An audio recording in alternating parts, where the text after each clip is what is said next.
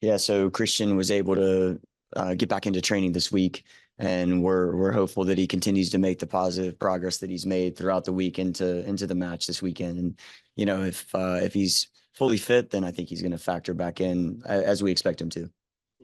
And Ted is probably still another week away. I wouldn't completely rule it out for the weekend, but I want to see how he came out of today's session and then be able to give a little bit more information as we move into Saturday. What your preparations for the weekend? Messi's obviously a bit hurt. How does that change preparations? Yeah, I think we knew going into this match that they had the schedule that they had, so we wanted to see how they came out of last night. And obviously, last night he comes out of the match in the 55th minute. So what we tried not to do is just to have too much focus on Messi, right, and make sure that we prepare in the way that we need to, no matter if he plays or not. And so now we obviously have to factor in that he may not play, and so now we can fully focus on exactly how we want to approach the match. Coach, Miami has had a little bit of a loaded schedule, played 3 times a week. DC's a little bit more well rested. Do those things factor in the preparation? Yeah, I mean, I think so. I think it has a lot to do with us trying to continue to stay in our way and stay aggressive and try to be on the front foot. Because it's that type of style of play that we want to implement every single match, but particularly in a situation where the opponent has played so many matches in a short period of time and are coming off of a short rest in the midweek match versus Nashville. So that'll definitely factor in, I think. Face a team with these caliber players, a couple of stars in the World Cup, the Euros, does that also factor into preparation? Do you look at those guys individually, or do you just prepare for the match as a collective team? Yeah, I mean, look, we try to prepare for the match as best we can in our own way, but we also have to respect the level of talent that this team has. Whether those players play or not on the weekend, that's still unknown. So the best thing that we can do is focus on what we need to do to go and try to get 3 points. Just so far this season, obviously the season's very young, but we talked about implementing that style of play that fast, running down the ropes off the rip. But how have you seen that now progress 3 games in?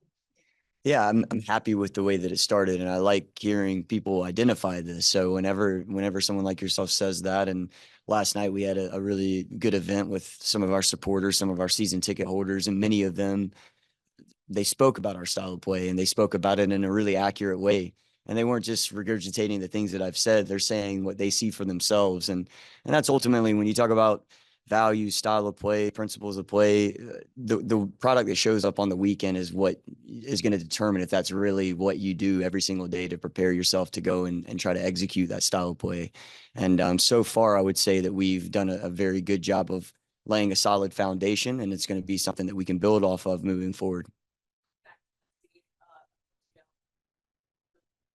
Focus on one specific player, but I guess he's kind of an example of maybe that's the outlier. Is it a little bit of a sigh of relief for anything that's happened with Raj? Yeah, I mean, on the one hand, yes, you have to say that, right? Him not being in the match, he's the best player all time.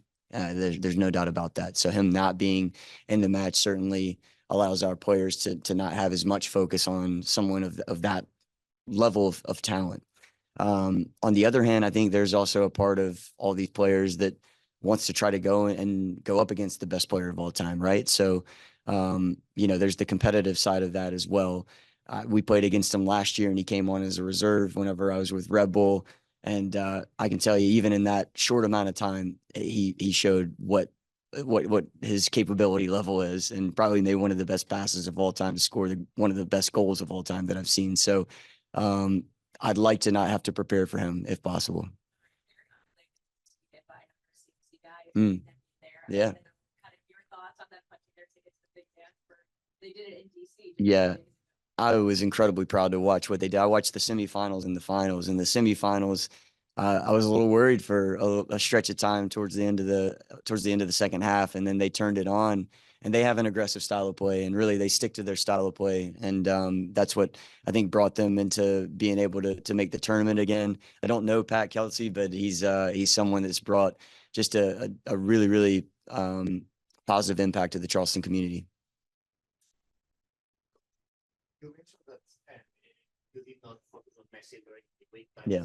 did you change anything Saturday, know that he's probably not going to play. And would you say that your players are more relieved or disappointed that he's not? Yeah, you know, I mean, what I talked about earlier is probably how I would answer that. I think that there's an awareness that he may not play now because of last night, and there's probably half of our group, or at least some of our group, that says, "All right, now we don't have to worry about someone of that level being in the match for this weekend." And then there's another part of the group that probably wanted him to play to try to test themselves and our club against the best of all time.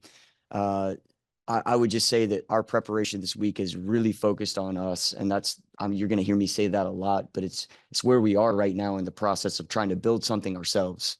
So we're not focused on too many other opponents, and even as great as the talent is in Inter Miami, we're really trying to focus on ourselves. No, nothing new there. Still listed as injured. No, he's not injured. He's not injured. He's training with us right now and just still in the same situation. Yep. I'll take some questions from Zoom, Sam. Hey, Troy. I have one question here from Charlie Bowen, if you want to unmute. Yep. Hey, Troy, can you hear me? Yeah. How you doing, Charlie? Good. Congrats on a good start. I have two questions I'll ask separately, if that's okay. The first is I wanted to get your take on Christian's surprise that he sprung on you guys and on the team bus the other day, and if you knew that was happening, and what that means in terms of what you're building culturally. Yeah, Charlie, you'd be surprised. I've been asked this question probably 5, 6 times over the last 3 or 4 days. And I think the reason I've been asked that is because it is a little bit of an outlier, especially for a player of Christian Benteke's profile, right? But if you've been around Christian Benteke for any stretch of time, it's not really out of the norm for someone like him. He is absolutely a team first guy, very selfless individual. And the only thing that I told Christian was, man, you could have flown with us. There's no reason for you to fly commercial and buy your own ticket. But he didn't want to be a distraction either. He wanted to show up. He wanted to support the group and let the group know that he was right there behind us at a really difficult place to play in Cincinnati. And you know, he flew back with us and was on the flight back home.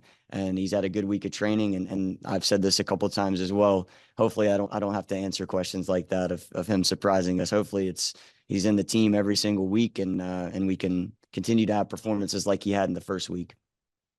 And also taking into mind everything you've already said about the weekend and how you focus on yourselves, whether or not Messi plays, this it's still a big team that has an international spotlight. I was wondering if that's something you plan to address and maybe use as another carrot for your guys to know that maybe they have a brighter spotlight on them this weekend. Yeah, I mean, look, on the one hand, obviously you can talk about Messi potentially not playing and likely not playing, it seems, and focus on that subject matter. That's absolutely not the subject matter that I'm going to focus on. I think you can imagine that with our group, we're going to talk a lot more about Suarez potentially being in the mix, Busquets being in the mix, Alba being in the mix. And if those guys don't play, guess what? Now they have Campana, who's a top player. They have Robert Taylor, you know, Redondo's coming into their team now. So there's many other players outside of they're some of the best players in the league. And we have to respect that. And they're also led by one of the best coaches in the league. So, you know, the result that Montreal was able to get there a week ago, and a group that was rotated by Inter Miami for that match. If we see something similar to that, then we want to try to go and approach it and get 3 points and not worry about the personnel that's in the match on the day. Thanks. And Troy, we had one submitted by media on Zoom for you to answer. After 2 games on the road, how important is it for us to be back playing in front of the home fans, and how big of a role do they play with the team? Yeah, I was really impressed with, especially under the conditions of the first home match. It was really cold, it was rainy, and the level of support and the level of enthusiasm that was in the stadium on the day.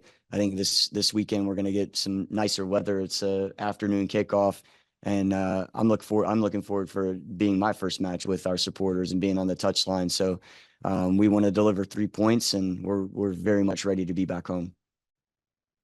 Thanks. And then we have one more from Dennis Gomez. Go ahead, Dennis. Good afternoon, Troy. Thank you for speaking with us. What would you like your team to continue to do on Saturday that you've liked them do on the previous 3 games?